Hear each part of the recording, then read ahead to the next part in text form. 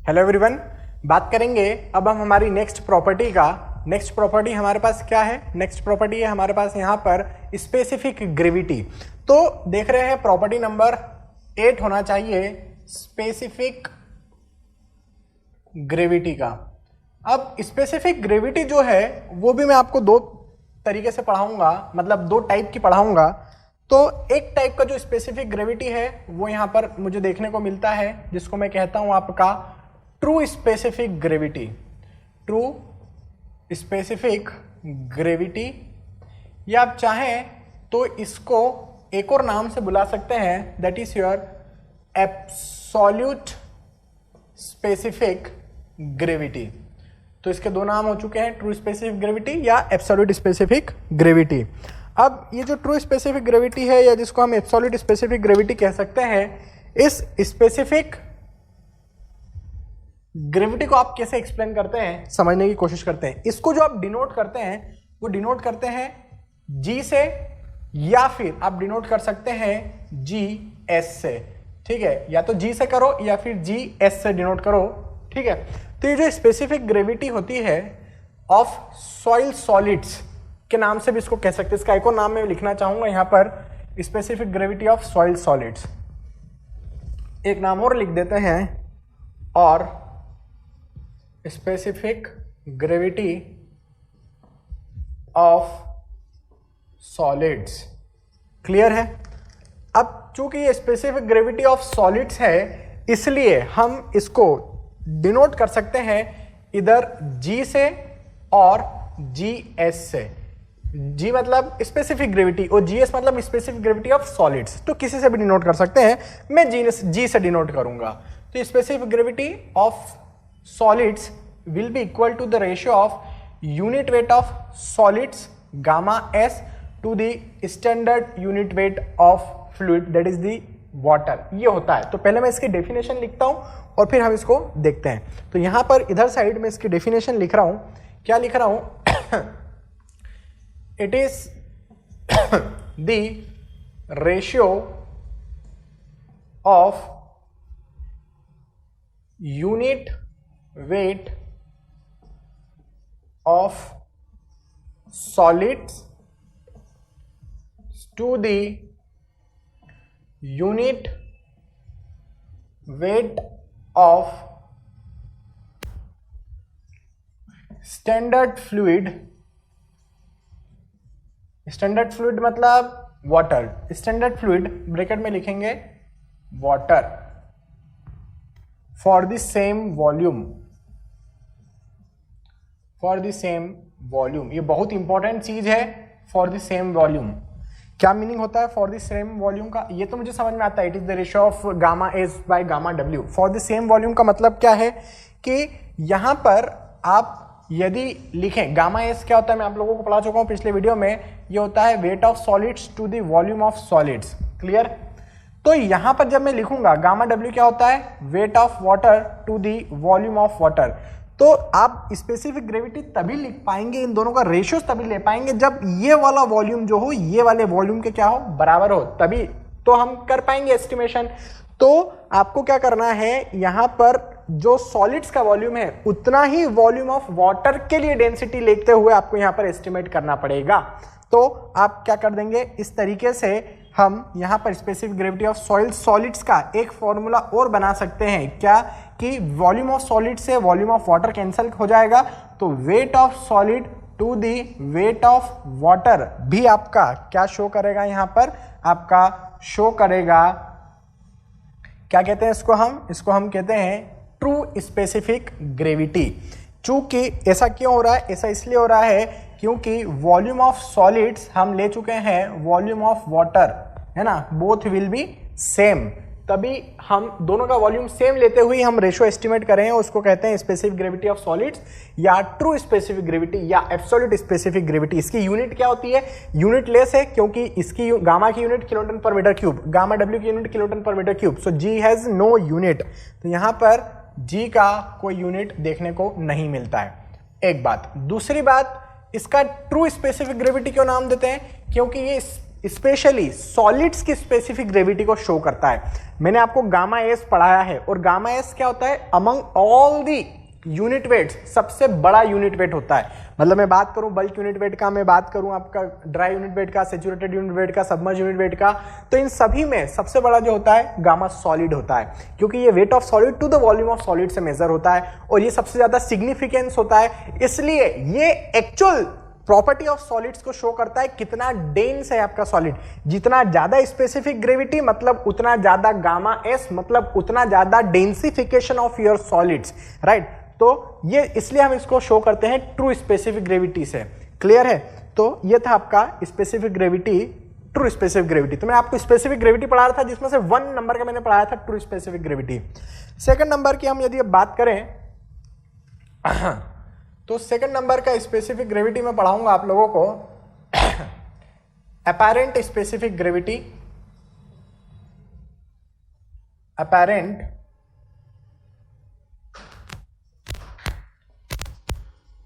Specific gravity. अब ये जो अपैरेंट स्पेसिफिक ग्रेविटी है, इसका एक नाम और कह सकते हैं, और वो हो जाएगा आपका मास स्पेसिफिक ग्रेविटी। इसका एक नाम और हो जाएगा, that is bulk specific gravity. अब इसको जो शो करते हैं हम, इसको शो करते हैं हम GM से, मास specific gravity, bulk specific gravity, GM से हम इसको शो करेंगे हर जगह पर। तो आप देख सकते हैं अपैरेंट स्पेसिफिक ग्रेविटी, मास specific gravity, bulk specific gravity को हम GM से शो कर देते हैं। और इसकी डेफिनेशन यदि आप मुझसे पूछें तो मैं यहां पर क्या लिखूंगा, it is the ratio of, देखिए यहां पर मैंने क्या लिया था, ट्रू स्पेसिफिक ग्रेविटी में यूनिट वेट ऑफ सॉलिड लिया था। अपैरेंट स्पेसिफिक ग्रेविटी को एस्टिमेट करने के लिए गामा एस की जगह में बल्क यूनिट वेट लूंगा। मतलब एग्जिस्टिंग कंडीशन में जो सॉइल प्रेजेंट है, सॉइल जो प्रेजेंट है उसकी एग्जिस्टिंग कंडीशन में क्या यूनिट वेट है वो मैं ले लूंगा। फिर सॉइल चाहे फिर ड्राई हो तो ड्राई यूनिट वेट हो जाएगा, सॉइल चाहे फिर सैचुरेटेड हो तो सैचुरेटेड यूनिट वेट हो जाएगा, सॉइल चाहे फिर सबमर्ज कंडीशन में हो तो सबमर्ज यूनिट वेट हो जाएगा, सॉइल चाहे फिर आपका 3 फेज सिस्टम में मौजूद हो, मतलब पार्शियली सैचुरेटेड हो, तो फिर वहां पर क्या हो जाएगा आपका, वहां पर बल्क यूनिट वेट गामा हो जाएगा। तो यहां पर क्या लिख रहा हूं, it is the ratio of bulk unit wait of soil and it is the ratio of bulk unit weight of soil to the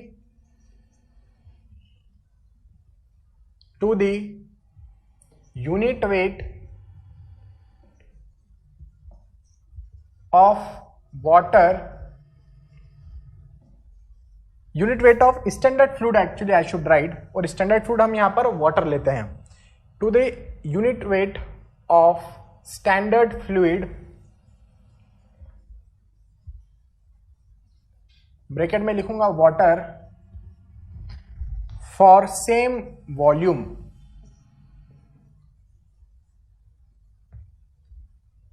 ठीक है, फॉर द सेम वॉल्यूम।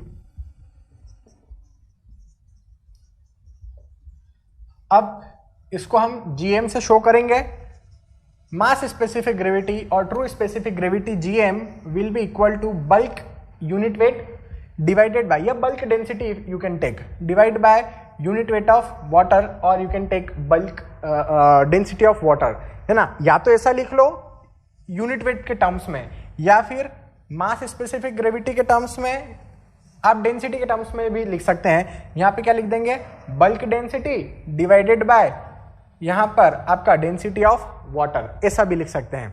यहां पर गामा W क्या ले लेंगे आप, बताता हूं गामा W का वैल्यू आप यहां पर क्या लेते हैं, पहले भी मैं बता चुका हूं, एक बार फिर से बता देता हूं ताकि अच्छा रिवाइज हो जाए आप लोगों को।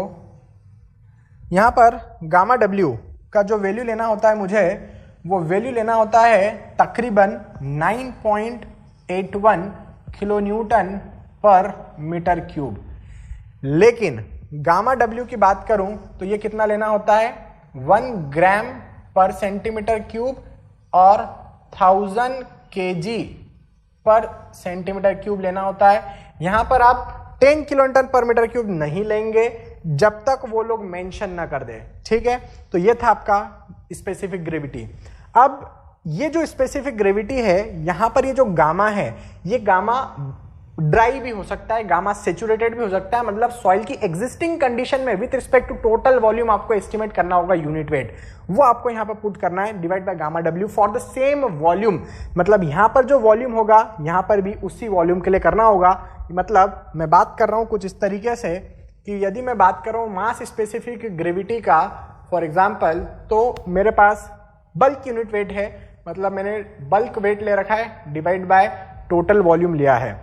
यहां पर भी मैंने वेट ऑफ वाटर ले रखा है, यहां पे मैंने सेम वॉल्यूम ले रखा है। मतलब इन दोनों का रेशियो क्या हो जाएगा, weight of soil divide by weight of water.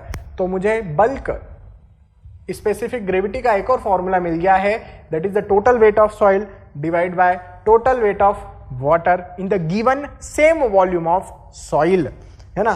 तो दोनों का वॉल्यूम जो रखना है सेम रखना है, ठीक है। ये वॉल्यूम ऑफ सॉइल था और ये वॉल्यूम ऑफ वाटर था, दोनों का वॉल्यूम सेम रहेगा, तो ये फॉर्मूला फिर बन जाएगा, इसका कोई यूनिट नहीं होता है।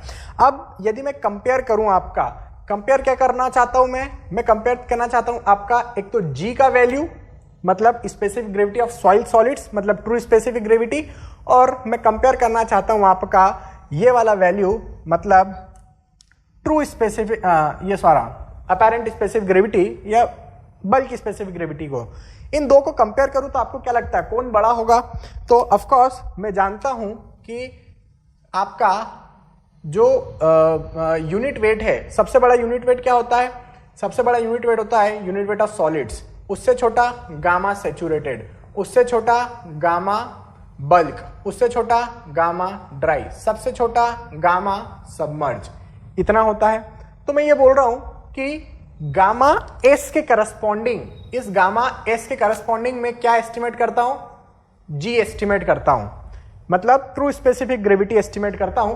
लेकिन इन बाकी के करस्पॉन्डिंग मैं क्या एस्टिमेट कर सकता हूं? क्योंकि ये सभी क्या है, बल्क यूनिट वेट से। सिर्फ ये जो इसका मैं नाम में बल्क यूनिट वेट नहीं कह सकता हूं क्योंकि ये एग्जिस्टिंग कंडीशन में बल्क यूनिट वेट है। बाकी ये क्या है, ये सेचुरेटेड कंडीशन में, ये ड्राई कंडीशन में, ये सबमर्ज कंडीशन में, तो ये सभी बल्क यूनिट वेट है। इनके करस्पॉन्डिंग आप कोई भी कंडीशन के करस्पॉन्डिंग आप ट्रू स्पेसिफिक मास स्पेसिफिक ग्रेविटी या बल्क स्पेसिफिक ग्रेविटी एस्टिमेट कर सकते हैं। स्पेशली मैं आप लोगों को जब श्रिंकेज रेशियो पढ़ाऊंगा तब इसके करस्पॉन्डिंग हम एस्टिमेट करके देखेंगे। मतलब वहां पर मैं आप लोगों को बताऊंगा श्रिंकेज रेशियो के टाइम पे कि it is the ratio of gamma D bye gamma W, है ना। तो ये होता है आपका मास स्पेसिफिक ग्रेविटी, ये होता है ट्रू स्पेसिफिक ग्रेविटी। आपको क्या लगता है इन दोनों में से कौन बड़ा होगा for the same volume of soil में? ऑफ कोर्स आपका ये वाला वैल्यू क्या होगा, बड़ा होगा, क्योंकि ये गामा एस के करस्पॉन्डिंग कैलकुलेट किया जाता है और गामा एस इन सभी यूनिट वेट्स में बड़ा होता है। तो यहां से मैं लिख देता हूं कि देयरफॉर एक इंपॉर्टेंट नोट्स कि आपका जो सब इन दो मैंने आप लोगों को ये पढ़ाए हैं स्पेसिफिक ग्रेविटी, आपका जो सबसे बड़ा स्पेसिफिक ग्रेविटी है वो आपका हो जाएगा specific gravity of soil solids, मतलब ट्रू स्पेसिफिक ग्रेविटी बड़ा है किससे? आपकी मास स्पेसिफिक ग्रेविटी से। ये एक इंपॉर्टेंट पॉइंट हम लोग यहां पर नोट करना चाहते हैं और नोट हमने कर भी लिया होगा। चलिए, एक बात ये क्लियर हो गई, इंपॉर्टेंट पॉइंट। दूसरी बात कि इंडिया में हम लोग जो स्पेसिफिक ग्रेविटी एस्टिमेट करते हैं वो एस्टिमेट करते हैं 27 डिग्री सेंटीग्रेड के लिए। आप लोगों को यहां से नजर आ रहा होगा कि मैंने क्या लिखा हुआ है, जो स्पेसिफिक ग्रेविटी है वो इनवर्सली प्रोपोर्शनल है गामा डब्ल्यू के। स्पेसिफिक ग्रेविटी जो है इनवर्सली प्रोपोर्शनल है गामा डब्ल्यू के, है ना। मुझे जो स्पेसिफिक ग्रेविटी एस्टिमेट करना होता है, यदि मैं उसकी बात करूं तो मैं एस्टिमेट करता हूं यहां पर 27 डिग्री सेंटीग्रेड के लिए। लेकिन मुझे किसी और डिग्री सेंटीग्रेड पर एस्टिमेट करना है स्पेसिफिक ग्रेविटी, तो कैसे एस्टिमेट करूंगा? तो यहां पर एक फॉर्मूला मैं लिख सकता हूं आपके लिए कि देखिए, मैंने जो एक एस्टिमेट करा किसी T डिग्री सेंटीग्रेड पर मुझे एस्टिमेट करना है specific gravity, true specific gravity for example, और मेरे पास ऑलरेडी मुझे 27 डिग्री सेंटीग्रेड पर स्पेसिफिक ग्रेविटी पता है। इक्वल टू क्या रेशियो लिख सकता हूं मैं? इनवर्सली प्रोपोर्शनल होते हैं ये यूनिट वेट्स के, मैं जानता हूं, तो ये वाला यहां पर लिख दूंगा गामा डब्ल्यू कितने डिग्री सेंटीग्रेड पर? ये हम लिख देंगे 27 डिग्री सेंटीग्रेड पर डिवाइडेड बाय यहाँ पर gamma W T degree centigrade पर, रेशो ऐसे बन जाएंगे इनके। तो यहाँ से आपको G at any T degree centigrade पर निकल जाएगा जी एट 27 डिग्री सेंटीग्रेड पर इनटू यहाँ पर आपका फॉर्मूला ये हो जाएगा gamma W of 27 degree centigrade divided by gamma W at T degree centigrade. तो ये इस तरीके से आप किसी particular time T degree centigrade पर भी यूनिट वेट ऑफ वाटर लेते हुए आप स्पेसिफिक ग्रेविटी एस्टिमेट कर सकते हैं। ये तो हुई एक बात। अब ये जो ट्रू स्पेसिफिक ग्रेविटी है, ये ट्रू स्पेसिफिक ग्रेविटी की यूनिट्स तो होती नहीं है, इनकी वैल्यू कितनी हो सकती है? तो यदि हम बात कर रहे हैं, यदि मैं बात करूं ट्रू स्पेसिफिक ग्रेविटी का, अब देखिए इन दोनों में से ज्यादा एक्यूरेट कौन होगा? एक तो मैंने आपको ये ट्रू स्पेसिफिक ग्रेविटी पढ़ाया है, एक मैंने आपको यहाँ पर बल्क स्पेसिफिक ग्रेविटी पढ़ाया है। ज्यादा इन दोनों में से ज्यादा सिग्निफिकेंट कौन है? Of course true specific gravity है, क्योंकि यहाँ पे गामा एस लिया है मैंने, और गामा एस हम कैसे एस्टिमेट करते थे? Gamma S V estimate considering constant properties of the soil, that is the wait of solid and the volume of solid which does not change actually. लेकिन यहां पर बल्क यूनिट वेट लेते हुए हमने एस्टिमेट करा था आपका मास specific gravity which can change on changing the temperature, on changing the volume of the soil and mass. Okay, तो ज्यादा सिग्निफिकेंस इसका है ट्रू स्पेसिफिक ग्रेविटी का। तो हर जगह पर आगे अलग अलग कंडीशंस में कुछ इंजीनियरिंग प्रॉपर्टीज डिराइव करते टाइम में ट्रू स्पेसिफिक ग्रेविटी पर ज्यादा फोर्स दूंगा, मतलब उसको ज्यादा यूज करूंगा रेदर देन कि मैं अपरेंट स्पेसिफिक ग्रेविटी यूज करूं। This is important part for me, है ना। एक बात, दूसरी बात, इसकी वैल्यूज कितनी होती है? यदि मैं बात करूं इनऑर्गेनिक सॉइल्स का, तो इनऑर्गेनिक सॉइल्स के अंदर इसकी जो वैल्यू है वो तकरीबन 2.6 से 2.9 तक वेरी होती है, और जनरली हम इसकी वैल्यू 2.65 के आसपास ले लेते हैं इनऑर्गेनिक सॉइल्स में। लेकिन ऑर्गेनिक सॉइल की यदि हम बात करें तो ऑर्गेनिक सॉइल में इसकी जो वैल्यू है वो वेरी करती है 1.2 से लेकर तकरीबन 2.2 तक, ठीक है। अब इन बिटवीन इसमें 1.25 या 1.3 ये वैल्यूज हम ले सकते हैं। तो आप चाहे तो मैं लिख सकता हूं 1.25, बट वो वैल्यू वेरी होती रहती है फिर इसमें ऑर्गेनिक में, है ना। हालांकि इसमें भी वेरी होगा, ये 2.65 कोई फिक्स नहीं है, 2.7 भी हो जाएगा, कभी 2.75 भी हो जाएगा, कभी 2.6 भी हो जाएगा। तो रेंज मैंने लिख रखी है एक्चुअली, ठीक है। तो इनऑर्गेनिक और ऑर्गेनिक सॉइल्स के लिए इतना होता है, ठीक है। एक कमेंट और लिख सकते हैं कि जो फाइन ग्रेन सॉइल्स होती है उनका स्पेसिफिक ग्रेविटी ज्यादा होता है कोर्स ग्रेन सॉइल से। So if you want I can write the comment here,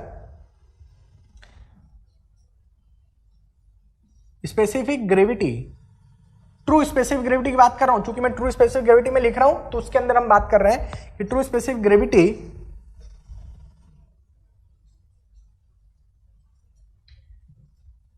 is